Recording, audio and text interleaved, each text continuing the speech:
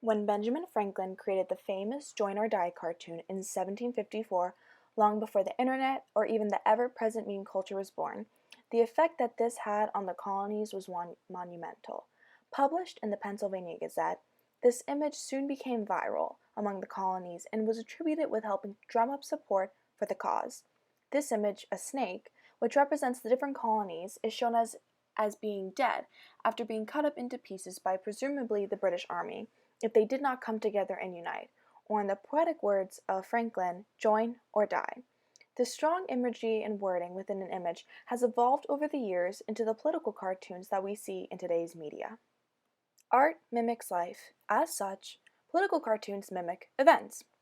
As we see time and time again, the events that are illustrated in these political cartoons are ones that have actually happened for the most part, but just exaggerations of them, giving the artist the space to interpret the events as they see them. In today's world of post-truth politics, the media has an even more important role within trying to get out information to the masses. With the newspapers, this is done through political cartoons. This industry has long been a part of news coverage because of its ability to reach so many people in a simple way, a drawing with only a few words. Through social media, the life of the political cartoon has evolved to being able to be posted on different social media platforms such as Instagram. Newspapers such as The New Yorker, who are known for their topical political cartoons, has even a separate page for the cartoons alongside their main Instagram page, their website, as well as the weekly printed magazine. This greatly expands the reach of the illustrations, thus extending the influence that it has on people. This education of the masses by images can be traced back to biblical times, with stained glass windows. Because the majority of the public was uneducated, stained glass windows would be used to retell the stories from the Bible so that the public would know the Word of God without ever having to read it. The difference, though, between the storytelling of the Bible and political cartoons are, of course, the focusing point. Political cartoons are the tool to increase discussion surrounding events, as well as to poke fun at political figures. Many artists do so through the depiction of their main characters. Because political cartoons are based in caricature, many of the features on one's face are usually over-exaggerated, thus adding to the mockery. As seen here with President Trump, the orange complexion coupled with the over-exaggerated hair are two telling points for who the person is, even if it wasn't stated outright in the cartoon itself. Artists are given the artistic license to depict the figure as they seem fit, allowing them to have complete control over the overall messaging of the cartoon. This, however, is a huge responsibility of not just the artist, but of the whole news community. In a speech at the UN's 5th Unlearning Intolerance seminar, late United Nations Secretary General and Nobel Peace Prize winner Kofi Annan discussed the role of political cartoons in forming public opinion.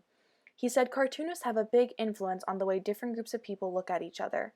They can encourage us to look critically at ourselves and increase our empathy for the suffering and frustration of others, but they can also do the opposite.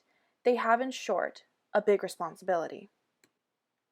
Because political cartoons are a way of documenting different political events, but through a very skewed perspective, it is very important to keep in mind where the artists are coming from. The political cartoons are mainly used to make fun of politicians and their policies, so they really can't be taken as fact, but they are still used as channels of information. This then leads to the discussion of censorship with information, with many governments having complete control over their media, and thus censoring the content. Different ideas don't usually see the light of day. But when censorship isn't up to the government, it gives artists a leeway to depict what they want.